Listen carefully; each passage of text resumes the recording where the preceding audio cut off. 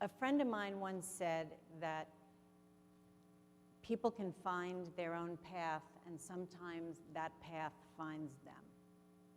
On September 10th, 2001, when I was at the Michael Jackson concert with my two younger brothers, I had no idea how profoundly all of our lives were about to change. My brother Howard, as many of you know, is the chairman and CEO of Cantor Fitzgerald. Cantor Fitzgerald was on the 101st to the 105th floors of One World Trade Center above the impact of American Airlines Flight 11. They had 960 employees on September the 10th. After the dust settled, 658 people had died, 2/3 of their workforce, including my 36-year-old brother Gary. 36 years old, by the way, was the age of the average victim of 9/11. My brothers and I were as close as we could possibly be. My brother Howard went on national television and he told people that this was a human tragedy, not a corporate tragedy, and people wanted to help. And he put his telephone number out and he called for any survivors of Cantor Fitzgerald to call in and ask them what they wanted to do. Did they want to close the company? We could, with impunity. No one would fault us. The buildings were in rubble. Everyone had lost so much. Or did they want to come to work and work harder than they'd ever worked in their lives to take care of the families of those who we had lost? And they said, for a myriad of reasons, we want to work. And so they did. And Howard came to me on September the 13th and he said, Edie, I don't know what's going to happen with the company. I want to start a charity to take care of these families. I need you to run it. And I thought, frankly, that he had lost his mind. Because Gary was like my child. Our parents had died when we were young and I raised him. So he was my brother, but he was my kid. And I was in the throes of my grief. And my brother understood something that I didn't, that in the throes of grief and trauma, if you can concentrate on something larger than yourself, it will not only help you heal, but you might be able to do spectacular things in the world. So on September 14th, 2001, as Bill said, the Cantor Fitzgerald Relief Fund was born with me at its head, with no experience, no staff, no budget, no idea what I was doing, and no blueprint for which to turn. I'd like to tell you that I had a model, but I did not.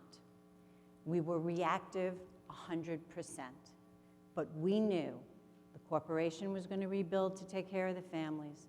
The charity was going to do everything that we possibly could to address those needs. Corporate, charity, married around a single mission to take care of the families. Because this conference is about resilience and adaptability, I'd like to tell you what worked. You know, the joke in my staff was that when I wrote my book, An Unbroken Bond, I should have called it One Hug at a Time. Our families knew that Howard and I were in as much pain as they were. And they recognized that we knew what they were feeling. And so we could address it. And so we opened our arms and we said, come in. This is a safe space. And what we did was provide stability at a time where the ground was moving and there was none. And by being, from the very, very beginning, information was scattered. And it was missing, and you couldn't get it, and help was coming from all over the place. So whether it was through our crisis centers, which we did right immediately, become a place where people could gather and we could gather information so we could figure out who had in fact died and who their next of kin were and where they were. And they could be all together and understand that there was a community that we started building. But we also, or through our town hall meetings, or through a website ultimately that we did in order to bring all the information together that was only open to the families to let them know, we became a center, a place that they could go, that they knew that we would address whatever needs that they had, that they could feel safe.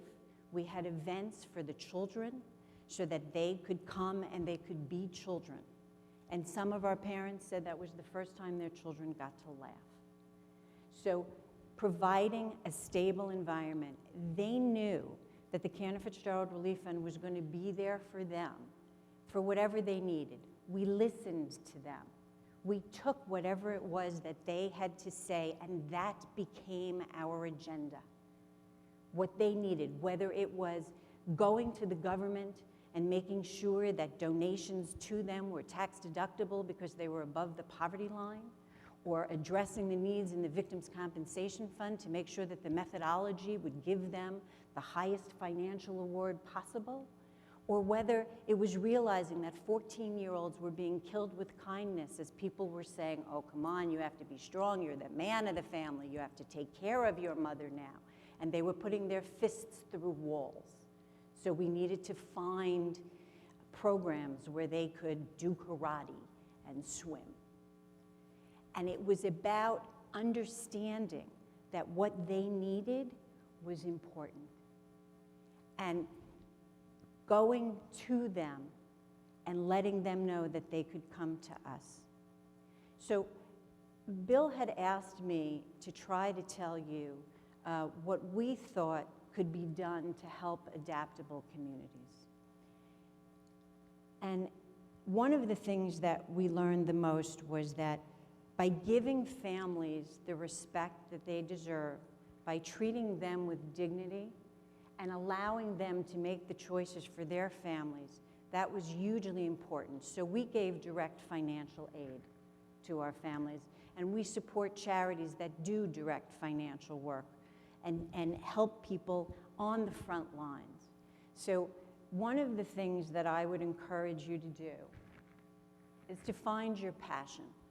People come all the time with different things that can be done and different ideas, but if you don't connect to it, if it's not part of your path, you will not take the action that you need that will foster the results that you want. I would plead with you to look at the small organizations. Do the work, do the homework, so that you don't just write a check willy-nilly that you don't know where that money is going. Find the service organizations that are doing the things that you want to accomplish as a human being and emulate the values that are important to you. Don't reinvent the wheel. There are 1.6 million charities in this country. If you want to start a 501c3, the waiting list is between 6 months and a year to do so. Find one who is doing something that you like, that you respect, that you can be a part of. And if you somehow can't find someone who's doing something that you want done in the world, then think about starting a charity. Be a connector. Look to your partners. Look at the relationships that exist in your life to do the things that you want. I will give you an example because Verizon is in the room. When our families realized that the machine words on their answering machine, because you got to remember this, 2001 now, the answering machine in their house, they were going to lose the voice of the person they loved. They lost their minds. And so, how do I fix that? We called Verizon and we said, hi, you're our provider. Our families are going to lose the last recording of their loved one's voice. And Verizon said, we can help you with that. And they recorded the voicemail on the work phone, the hi, this is Gary Lutnick. Sorry I missed your call, leave a message. They recorded it for every single one of our families so that when they had to turn off that phone, they still had that recording. Be a connector. Think outside the box. The path may not always be clear. You can try things. Sometimes they don't work. Listen to the people who you want to serve and help.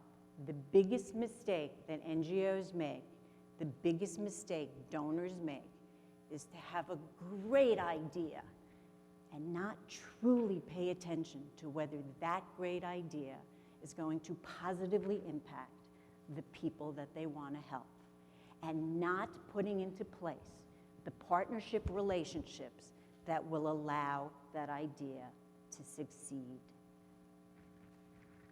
Find a mission larger than yourself.